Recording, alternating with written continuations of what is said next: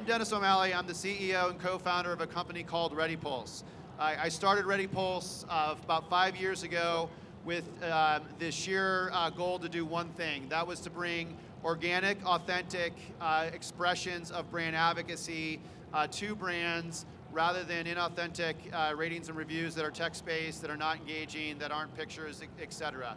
Over the way, we got our start with O'Neill and GoPro, and what we found is that the very best social content and the stuff that worked in marketing and commerce came from the best athletes, ambassadors, influencers across social media, and soon we became known for the company that provides a platform to help you find, activate, and manage what is your best digital marketing asset as a brand, which are your best ambassadors, influencers, and athletes across social media.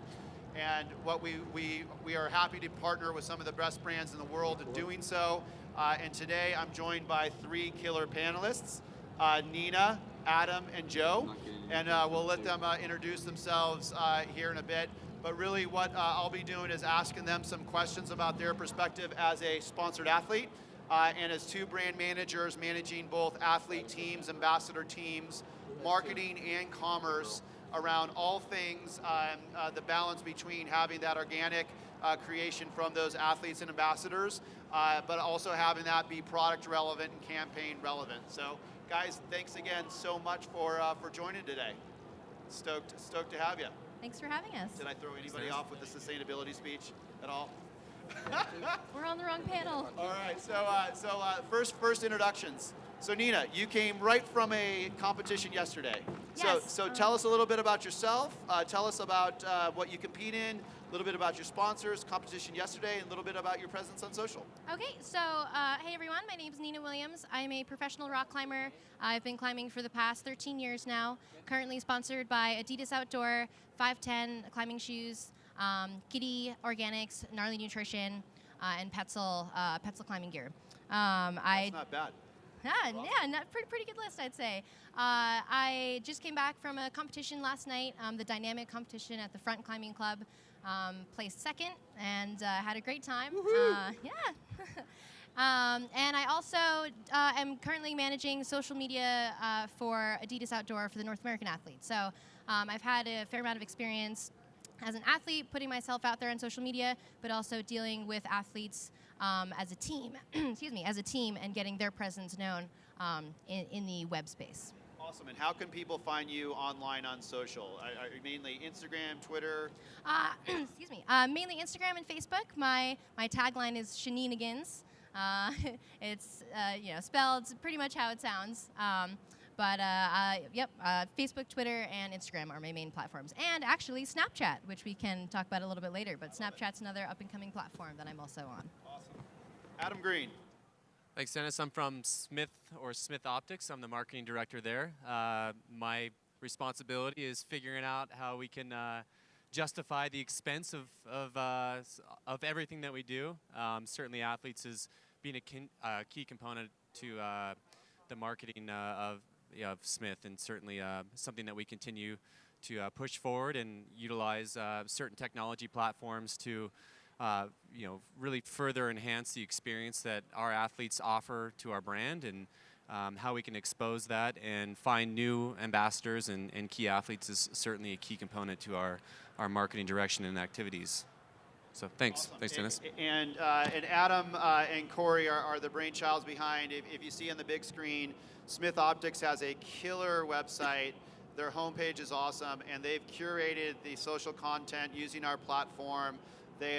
We allow them to attach products to those Instagram pictures to make them shoppable. And from all of our 75 brands that we work with, their conversion rates are the highest conversion rates. We think there's 2 reasons for that. One is they do a really good job to be able to tune what type of social photos to put on there, and they do it dynamically and they change it up and measure it. But number 2, if you look on your even iPhone, it's really mobile optimized, and about 50% of all of our traffic to our customers are coming from mobile. So you guys do a fantastic job, and we love showing you guys off to everybody. So kudos to you. Yeah, thanks, Dennis. Joe Peters.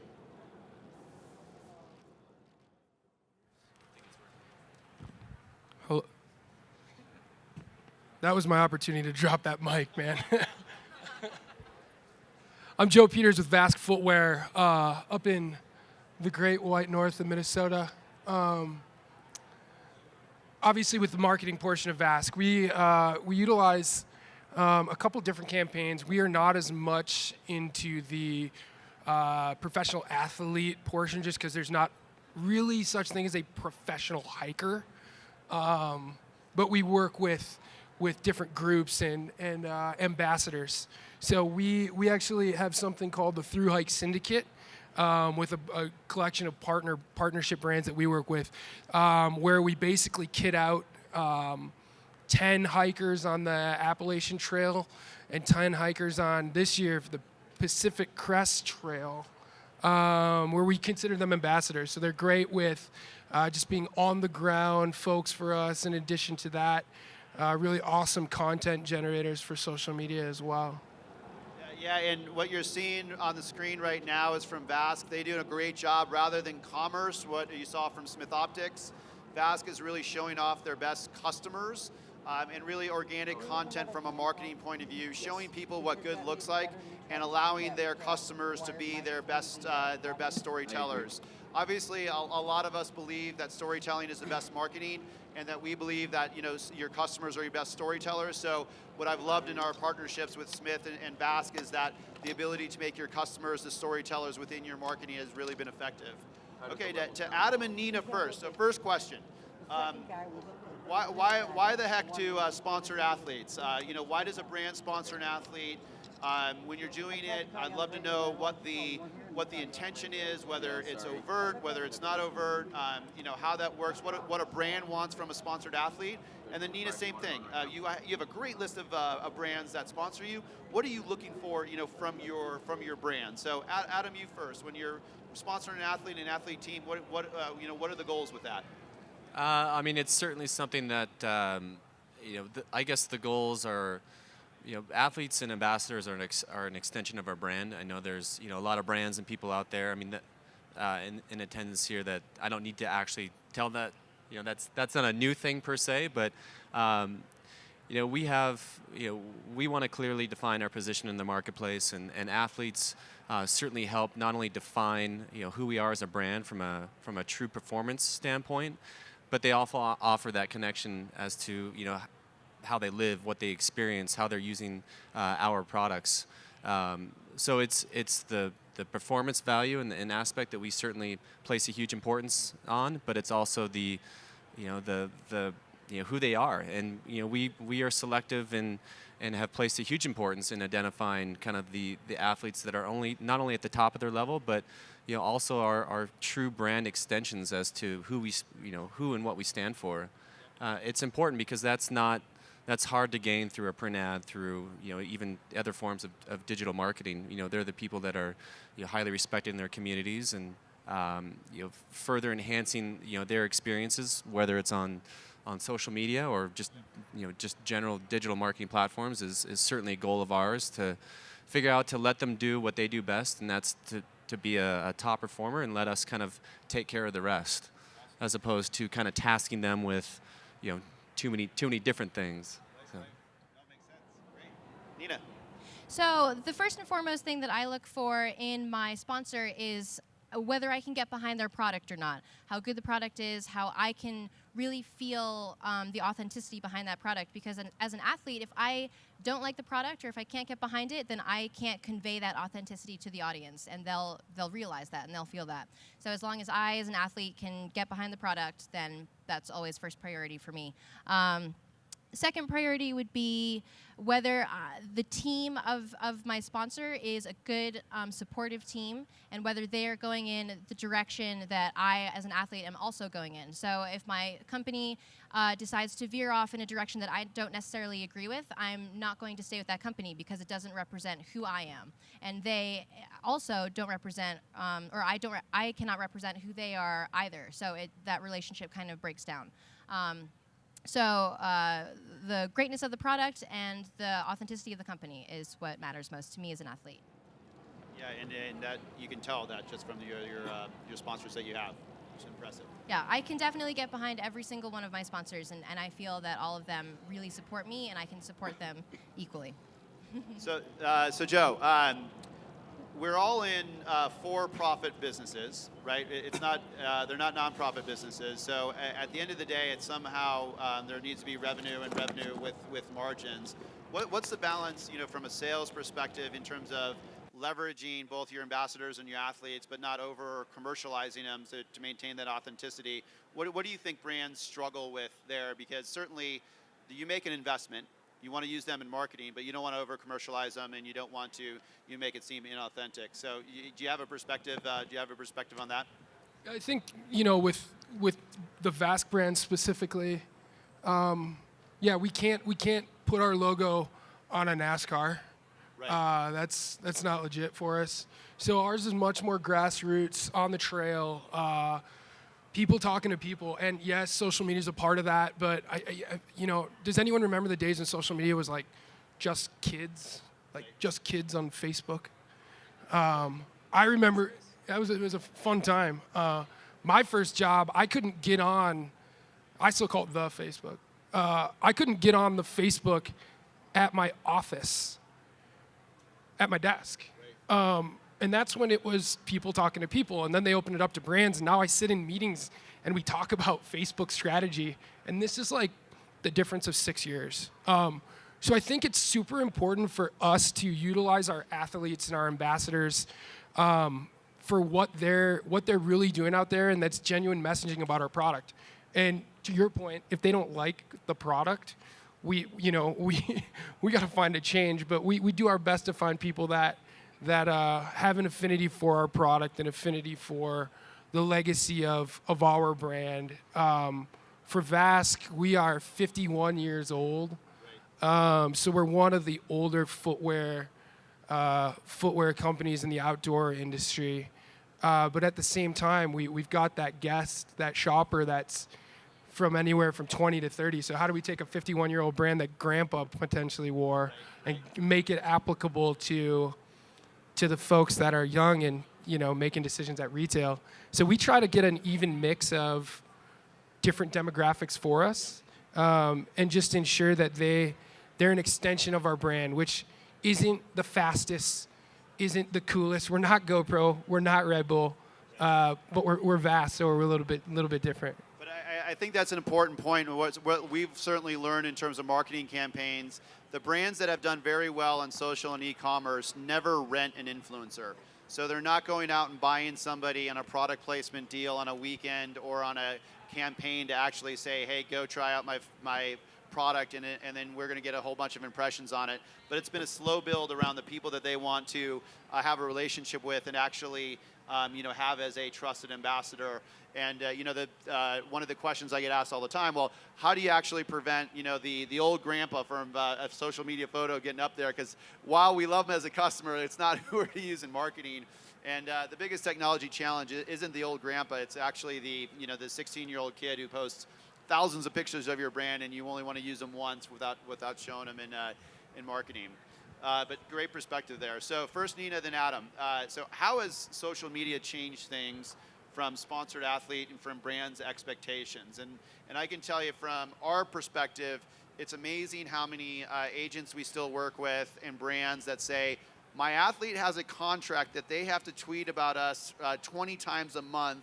Can you track that? And I go, dude, why is that in your contract? That makes no sense at all. And we try to work with them on that. But Nina and Adam, first Nina, how has social media changed things in terms of expectations of you working with your brands? So social media, it is a pretty new and upcoming thing, and I know companies and athletes together are trying to figure out where the line is, where it's too little or too much. And just like you said, 20 tweets in a week or a month is way too much. So it is a fine line that we all have to walk. But the biggest thing that I've noticed for social media change as an athlete is that for the athlete, it's not just about achievements. It's not just about what you're doing. It's who you are as a person and how you're putting yourself out there, like who your personality is as an athlete. It is almost as important. I'm not going to say more important than achievements, but it's just as important as what you're doing. Back in the day, a climber, for instance, could go out, climb something really, really difficult, And that would be it. You know, their name would be plastered across posters and magazines, and it would be that god of an athlete. But with social media, you are more accessible to your audience. People want to know who you are as a person. So if they realize that that god of a climber is not a nice person, I'm not going to say any bad words on here, but if they find out that they're not a nice person, the audience is not going to connect as well with that climber, and therefore won't connect as well with the company. So if you have an athlete and they're really good at what they do, but you know they're not going to connect with their audience, then that's not good for you as a company. So social media, I think the biggest importance is creating the athlete as a person and making them more accessible to the people. And Nina, so do you, when you're working with your brands, do you feel pressure to post more on social? Does it come naturally? Is there any change in behavior that you go from I wasn't sponsored, then I'm sponsored? Do you do anything differently when you're sponsored than when you're not sponsored for a brand? Well, I've kind of done experiments in that I have actually experimented more with posting less than more, because I have had friends who post a lot, who post too much, and they promote their athletes, or they promote their companies, and they promote the products to the extreme. And I've noticed that a lot of people, the audience, responds poorly, because the audience feels that they're, you know, getting a slew of advertisements from this athlete that is not the company itself, and it's not genuine. So I found that it's better to go less than more, and then if you feel like you're not doing enough, you can always increase it. But I think it's good to experiment in that way. It's a great point, and I go back again to the Smiths website. Everybody says, well, I'm not a GoPro, I'm not a Red Bull, I don't have hundreds of thousands of photos, so I can't use your service. If you look at Smith's front page, they use 4 social photos at a time.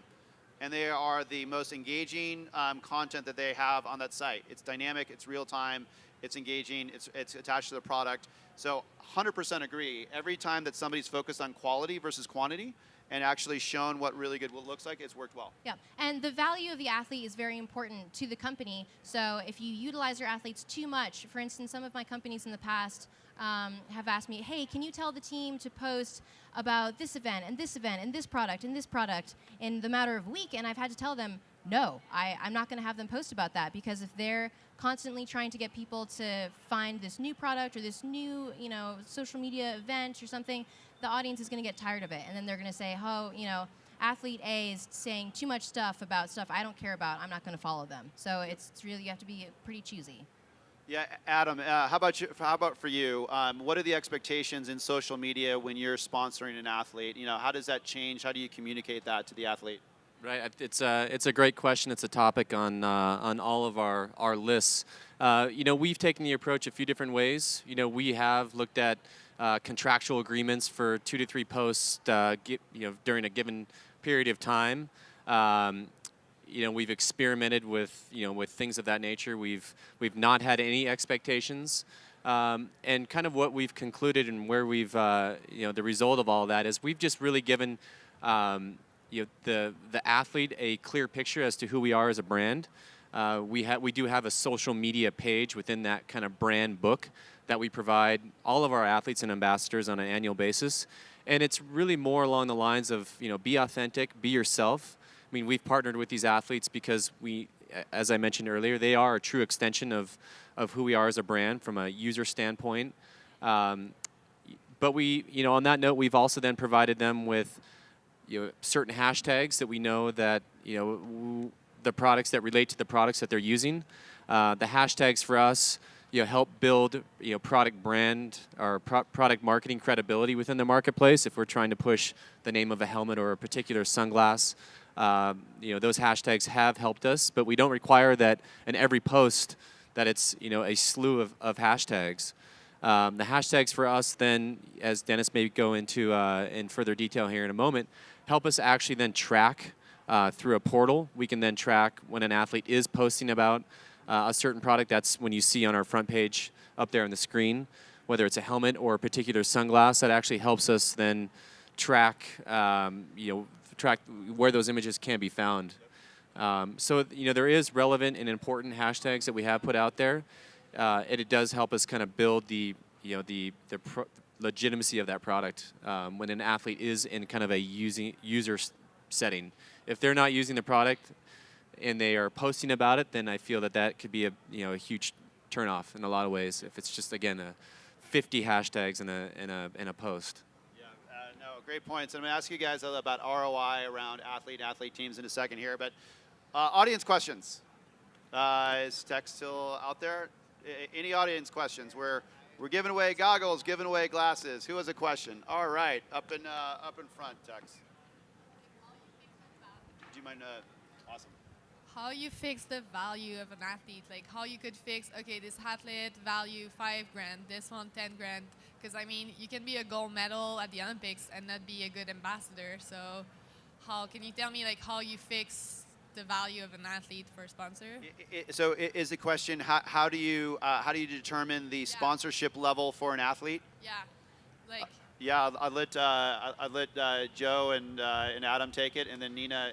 It'd be great to know just how athletes actually market themselves to sponsors. Well, I think that so if I understand you correctly, how do we value the monetary value of an athlete? Is that kind of your question? I mean, it comes down to certainly the sport that they participate in, the caliber that the athlete is participating at. Certainly exposure is a component to that, but what my belief and kind of our belief as a brand is I'm not gonna hold somebody's feet to the fire if they're not extremely socially relevant. I know a lot of athletes in the last decade have kind of struggled with feeling like they are being judged because they don't have X amount of Instagram followers or they're not sending out a tweet every day. So, I really don't want to let that be a deterrent when it comes to bringing that athlete on board. If they are a true performer or they are truly authentic to who they are and they are they have a strong community presence, then I weight that more heavily than their followers on in social media, because it's we're all in marketing. It's an ever evolving landscape, and just because we they have X amount of followers today doesn't mean that something new is going to come down the road in 2 to 3 years time. Yep. Joe, any thoughts? Yeah, that one's really loud. We've done a little bit of athlete marketing in the trail running realm, and while it's not a huge mainstream sport, we like our people to be on the top, right? Because we're a brand, so that's preferable. If you can get first place, that would be cool. But at the same time, I think that there's been a bit of a change for us in the fact that we want people to really represent our brand. So if it's an athlete sponsorship to us, they're still an ambassador. So being on the podium is not necessarily the number one priority for us. Yep. It's important that they embody what the brand does. Right. And if they're a good person and stand for good things, then that's something we want to be involved in. So the performance is an aspect of it, but if they are social media savvy, that's also not a deal breaker. But we will not necessarily choose or not choose you if you get first place every time. And then when we start the conversations with the athletes or the ambassadors, it's very pointed in the sense that we don't actually want you to post every day. And we would prefer if you did it when you felt like it, because the instant that the consumer feels like they're getting paid for it is when we see a bit of a disconnect in our realm of things. So they've got fans or they've got followers because they appreciate the way they conduct themselves. And the minute that consumer senses a change in behavior, they know faster than anybody. Like, what? Why are they tagging that brand? Like, what? Do they really, like Pop-Tarts? What? It has to be. There has to be something there, and so a lot of our initial conversations are more about, please don't inundate the world with Vask footwear. Right. We'll do that. We'll handle that. You just be an advocate for us and Awesome. and just be on the cool for us. No, it totally makes sense. And Nina, for you, when you're having those conversations with potential sponsors, how do you come up with some type of compensation or monetary figure to say, hey, this is my value as an athlete to your brand? What type of tactics do you use? So, excuse me, as an athlete, if I'm approaching a company that I'm interested in, I honestly do a lot of intuitive comparison. So I look at how big the company is, what kind of team members they have already, what those team members, how their status is in the climbing community specifically, and I basically say, how can I help this company to the best degree? I might not be the best athlete, I might not be the highest performing #1 podium rock star, but if I can contribute something that will help that company in some way, whether that be personality, social media, social following, and even helping out in booths or being available as an athlete, doing work for the company, then it's something that I can offer them. So if I go to a company, I'll usually say, hey, here's what I can do for you. I'll write something out for them. Here's how I can help. And I'm also willing to learn. I'm willing to grow. So I'm willing to have a starting point. I'm not going to ask for the highest salary. I'm not going to ask for the biggest thing. Not going to lie, I may ask for a bit higher than I'm expecting. So there's room for negotiation. But I'm always willing to have a starting point and grow from that. Somehow I think we're going to see you running a big business someday. Hope so. So great question. Other questions from the audience? Yes. Thanks. Question for Nina. How do you influence product development based on your expertise? Sorry, say that one more time. How do you influence product development based on your expertise? The easiest way is to use the product, obviously, as an athlete, to go out and then give constructive criticism. It's always important for me to give pros and cons, because if a company comes out with a product, if I really don't like it, I'm not going to tell the company, this stinks, I hate it, get it out of here. It's always good to see both sides of the spectrum and say, this is what worked for me, this is what didn't work for me. And sometimes the con list is longer than the pro list, but that's okay because it leaves a lot of room for improvement. It's a great question, and a lot of our customers use their athlete and ambassador teams for the same thing. And they'll go out and they'll seed the markets with their product, and they say, hey, use it in social, and they'll see inspirational, aspirationally where people are using it just in a private communication. It's so hard to communicate with athletes, and we provide a way, whether it's text message, social media, email, to be able to communicate and get that feedback. But great question. Another question. Yes, I'm wondering, so product reviews have become really important for e-commerce. We couldn't hear Product reviews you. Yes. are really important for e-commerce and improving your SEO. Wondering if that's something you have your athletes do as well. Like online product reviews, like just going on trailspace.com, going on these places and doing product reviews. Yeah, and so Joe and Adam would love to get your take on this. The question was, what is the importance of product reviews? Yeah, and if you have your athletes actually ask them. Oh yeah, if you have the athletes actually do reviews. So I know I have a perspective on it, but Adam and Joe. We don't have a contractual. Our athletes don't have a contractual obligation to go onto a e-com site and/or our own site and do product reviews. We certainly it comes up in conversation, but we really want to make sure that it's a delicate balance there, because it is pretty transparent that that's an athlete, and yes, they're giving a 5 out of 5 on that particular product. So we're cautious to that to that kind of agreement between the athlete and the brand, but it certainly is something that we do have in kind of the brand overview, is that when they can speak positively about our product or provide feedback if there's if a user's having an issue with fit or something's not working right, then that's usually when we like the athlete to chime in, is to be present on not only our platform but on our key e-retailer platforms, whether it's REI or Backcountry.com, is to go on there and kind of more help with with questions about our product than just always posting raving reviews about it, because they better post raving reviews. But but no, we don't want to. We really don't want to become unauthentic because of of forcing or twisting arms for our athletes to always post positive reviews. Joe, for you, whether it's on a VASC site or on your retailer sites, how are you guys looking at ratings and reviews? we track ratings and reviews, and the biggest, for us, the biggest thing with ratings and reviews is if there's a real bad one, and they're not common, of course, right? The key is time. So what's our response time? So we've got the live feed where my phone vibrates every time we get a review. But we find that a lot of our ambassadors go out of their way to stick up for the brand. And a lot of our ambassadors they're not on the payroll. But they've had such positive experience with our product that if they see something or something on a blog or something like that where they're really tearing up our product, they'll go out of their way to say, I hiked 2,000 miles on the Appalachian Trail in that boot, and it lasted the entire time. You're claiming that it stopped working after 6 months? It doesn't make a whole lot of sense. But I think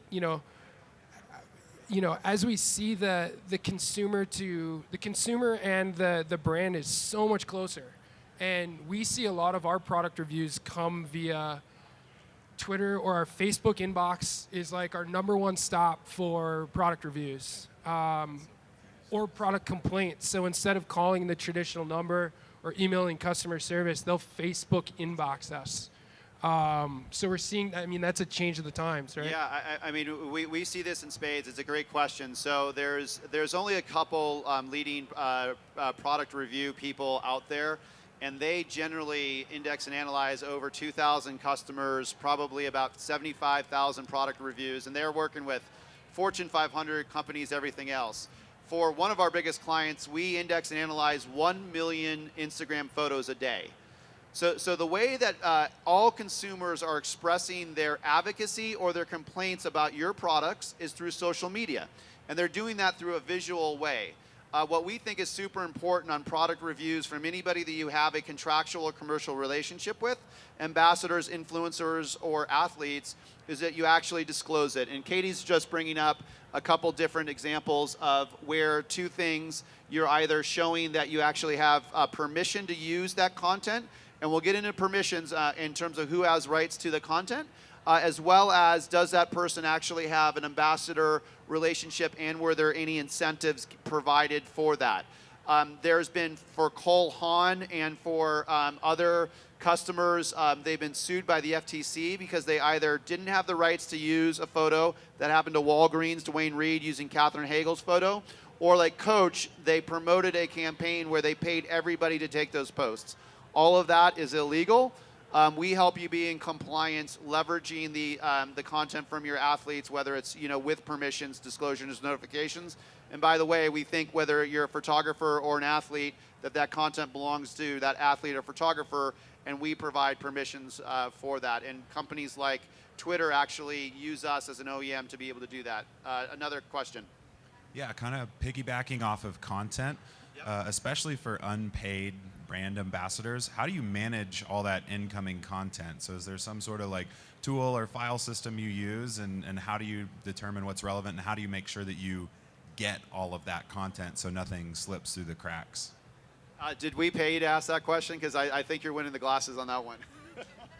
So that's what we do at ReadyPulse. So we're a web-based SaaS platform where we index and analyze all of your social content, make it super easy for you to be able to actually see what's trending, get permissions to use it, put it on your website, attach products to it. So Vask and Smith Optics and Adidas are all awesome customers of ours. And we work with small customers and large ones. But thank you, Katie. That has to be on the top of the of the possible questions to ask. Okay, so we're going to ask a couple more questions to panelists, and we'll go back and ask one more question. Just one more question.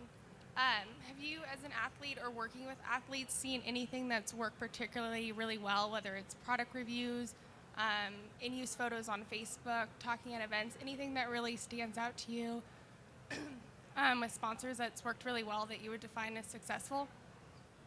Yeah, so the question is what, and maybe Nina, you can take this one, what from an athlete perspective is working really well for your brands across social media?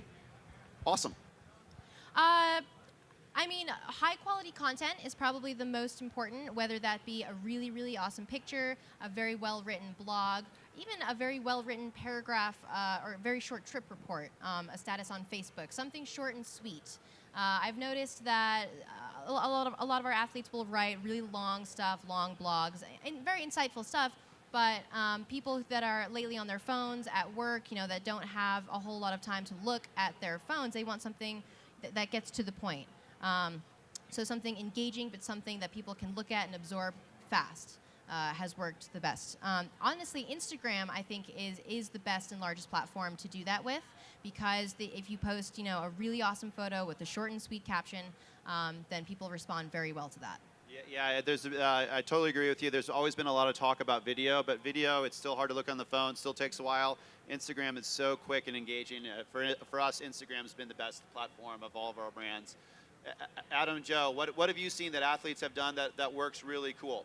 What are something that you've seen that actually works well, whether it's a specific athlete or a specific post or your brand or another brand? What have you guys seen that's working well?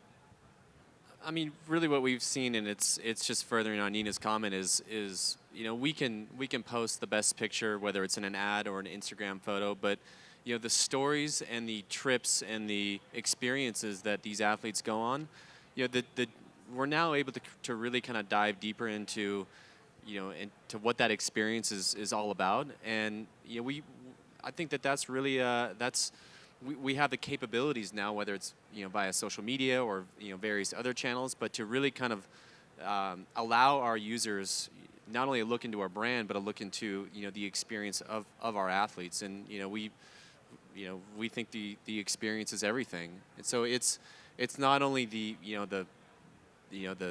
key shot, whether it's that kind of banger shot that is in your ad or whatever, but it's the behind the scenes, it's the authentic shot that that the athlete's getting, whether it's in a tent or preparation for what they're doing. Right.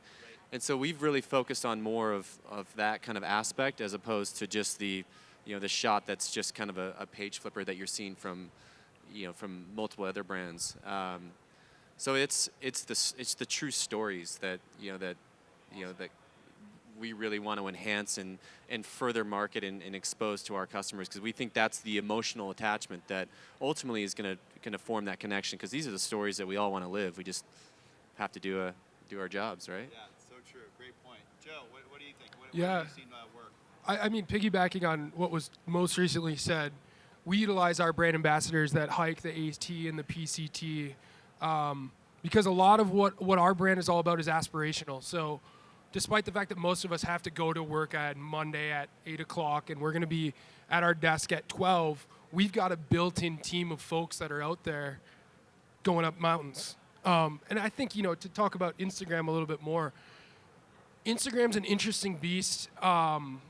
It's a photo quality. That's the jam on Instagram, is if it's not of the highest quality, it's not going to be that compelling. So we go as far to say to our athletes and our ambassadors, these are examples of things that are perfect. And we kind of guide them down that road.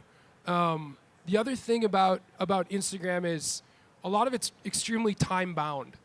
So I feel like if I were to post something in the middle of the week about, so I took this Saturday, people are kind of like, well, no, but that didn't happen today. And by having our team of athletes, we have those folks that can say, no, I'm there today. It's Wednesday, Thursday noon, and I'm hiking down one of the peaks on the AT or what have you. So I think it's super beneficial for us in the sense that it gives us that content real time. So it's super helpful. Yeah, I totally agree. And I think two small tactics that worked across brands that we've worked with, small or large, two real simple things.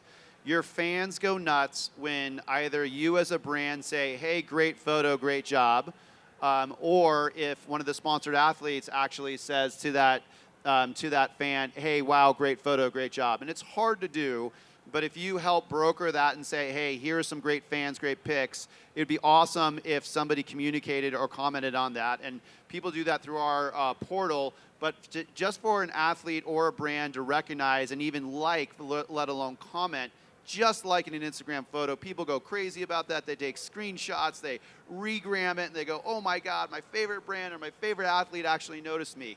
And they want to be noticed.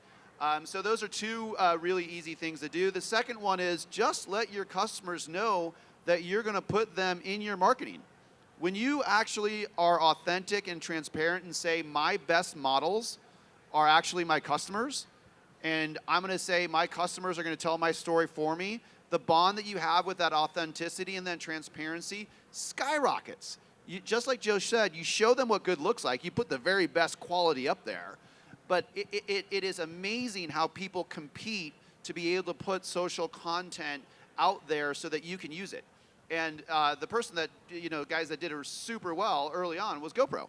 Photo of the day, video of the day. Really, really easy concept. What's not easy is actually picking that photo of the day and the video of the day and keeping track of that and who those best content creators are. But those are two tactics that have just worked extremely well. Well, and super quickly, I don't want to say this too loud, but photographers, I mean, we use our athletes as our photographers now. If you have an iPhone, you are in essence photographing for our catalog or for any of our marketing pieces, and you can see it on our website where we have our section. We pull all that stuff from ReadyPulse, and it's just been a super helpful tool for us because there's so much that we get, but this is a really, really helpful tool for us to really bring the cream to the top and find what we really need. So yeah, let's turn it over to some last questions, and then I think the last two questions that I'll ask is how important is it to train athletes on social from a brand and from an athlete, to get your perspective on that, and then what is your prediction for the hottest social network of the year? But let's take some audience questions. Great talk today, by the way. Thanks for putting this together. I just have a question about measuring ROI. It sounds like ReadyPulse, which I haven't heard of till today, so that's cool, may be part of that. But when you're doing campaigns, athlete sponsorship, posting, how do you measure the value of what you're getting back? And also, with things like Instagram, it seems like everything's so instantaneous. You post a photo, you get 200 likes or whatever, and then it's gone in 2 hours. Yep. So how does that affect the ROI too, to create lasting campaigns and then be able to measure what you're getting back from it, I guess? Adam, you want to take that? Sure. I think it depends on your goals as a brand, and that's kind of the obvious statement. We certainly put different ROI, kind of KPI measurements in place depending on whether we're launching a new product, trying to build further relevancy in a particular category. We've done things as far as we have a service, ReadyPulse, that provides us with athlete activity, how much they're actually mentioning at Smith Optics or a particular hashtag. We've also then have an ROI calculation, if you will, that measures we have the Instagram and social media kind of images on our website, and ReadyPulse would refer to that as influenced by. So we understand that there's now capabilities, and as we all probably are under similar pressures to really kind of measure the effectiveness of the however much money we spend on athletes. That's certainly a tool that that we have put in place. So influence purchase, I think is what we call it, right, Dennis? Is one of the kind of ROI measurements that we put in place. And then we do have, we're not holding athletes to it, but we do have kind of an ROI measurement as far as what we'd like to see as far as expectations are concerned as to how often they are mentioning our brand, but based around a campaign, not just kind of, not just in general. Because again, we want to see that, the service, I guess, that ReadyPulse can provide is actually engagement as well. So we can see when they did put something out relating to a Smith product or campaign, how engaged their audience kind of was with that, and that just helps us see what the effectiveness not only of that athlete, because again, we're not holding the athlete accountable for what they do on social media, but just social media, just effectiveness in general. How engaged are people to that piece of content? I'd say the metrics, the buckets that are effective for people are impressions. How many more views are people getting when they activate their athletes on a product relevant or campaign relevant fashion? engagement. How much more are they engaging with the content across your marketing sites, and then lastly, commerce. And I totally agree with what Adam says. It varies based on what your goals are, but hopefully you're able to say in those buckets, here's the time and resources we put into athletes, here's what we're getting out of there. What is not the right thing to do is how many new fans or followers that we have. So that's but a great question. And I know you've been patiently waiting for a question. Thank you so much for a great talk. My question relates to something, Joe, you mentioned about sponsoring athletes and seeing them win, and how cool it is to see your athlete be at the top of a podium. So I just wanted to sort of hear your take on victory schedules, and what's your experience with that, and if that's something you guys do, and Nina as well. Like, what's your take on that? And the second thing I wanted to ask is, you said talking about educating your sponsored athletes on the use of social media, but could you also touch base with educating the company about the social media? From my personal experience, I found sometimes the hardest part of the whole social media thing is that marketing lady or a guy in the office who have no idea what Instagram is, and it's completely over their head, and you come in and you're like, I want to do this, and it's great pictures, and please post it, and post it today, don't post it next month. And how do you educate the company how to use that resource? Awesome. Well, why don't we do this? Nina, can you talk about that, the importance of education on both sides? And then Joe, did you catch the first part of that question? Yeah, I think so. Okay. So why don't you guys take it away? So education of the athletes, first off, about social media is obviously very important. Like I mentioned before, the athlete is responsible for reflecting their personality and their persona to the audience, and therefore connecting the audience to the company through themselves. The athlete is the conduit of connection between the customers and the company. As far as educating the company, it's good to be tactful. You don't want to step on anyone's toes. You don't want to say, hey, you're not doing your job, because social media is, again, a very new, upcoming, and ever-changing thing. So what works today might not work a year from now or a week from now. So it's always good to be tactful and aware of what's going on at all times. So, as an athlete, I've had to talk to some of my companies and say, hey, this is what Instagram is. Let's do a little tutorial. No big deal. Make an account, do your own stuff. I've taught my parents how to use Instagram. Like really basic stuff. And it's just important for both sides to understand it's a new thing. It's ever changing, but it is very important to learn. So I think it's important to bring it up in a respectful way, but to definitely make sure everyone is on the same page. And again, not just for Instagram, Facebook pages, again, Snapchat, I think is a really big and up-and-coming thing for teenagers. It's all really important to keep up on the trends for everyone involved. Awesome. And Joe, the first part of the question. Yeah, the first part of the question, super short answer. We don't, being in the industry that we're in hiking and trail running, there isn't as much value for us if you win the Leadville 100. We love it. We love when you win stuff because you have our shoes and you're up on the podium and the whole deal. But at this point, when we're looking for athletes, we place a higher importance on their values and ensure that they're an accurate representation of our brand, not only on social media, but when they're up here like Nina, right? So just as much as this is face-to-face where they can communicate the values of our brand as they can when they're actually performing as well. So I can't really answer that, I'm sorry. Awesome, and I know we're about out of time here, so awesome questions, and we'll get Katie to pick the two winners. But wrapping it up, the hottest social media network for 2015. Which one and why? Nina, you mentioned Snapchat. Is that your call? That is definitely my call. So if you haven't heard of Snapchat, a quick rundown is basically you are able to take a photo or a video of what's happening right now, and you can post it to something called My Story. And My Story, you can either make it private or public for everyone to see. It doesn't last long at all. For legal reasons, I'm sure Snapchat can retrieve the videos and photos, but your audience can open up your story and see your photo or video for a maximum of 15 seconds.